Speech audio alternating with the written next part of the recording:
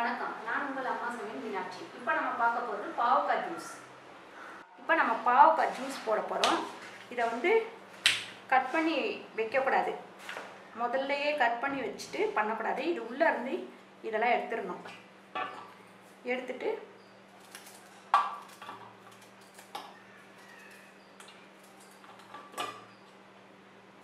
நம்ம அது உள்ளே இருந்து விதையை எடுத்துட்டாலே பாதி வந்து கசப்பு குறைஞ்சிரும்.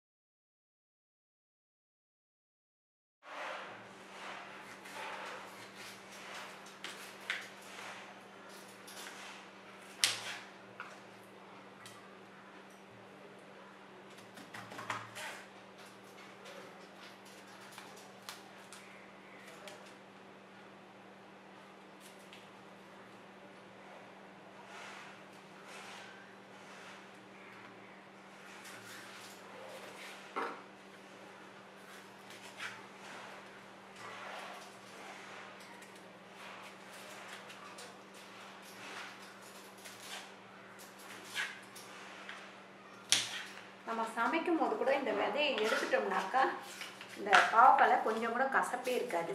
இப்போ நம்ம மிக்சியில் பாவக்காவை போட்டாச்சு. ஒரு அரை ஸ்பூன் மட்டும் உப்பு போடுறோம். இதில் வந்து தேன் நம்ம இதிலே விட்டுறணும். ஒரு ஸ்பூன் தேன் விடுறோம்.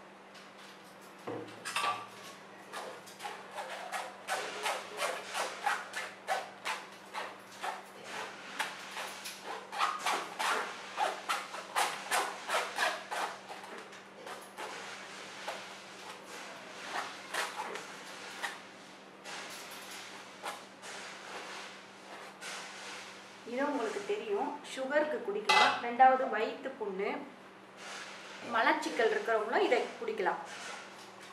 டெய்லி காலையில் எந்திரிச்சதுமே ஒரு டம்ளர் போட்டு குடிச்சிட்டு அதுக்கப்புறம் பாருங்கள் எப்படி இருக்குன்ட்டு.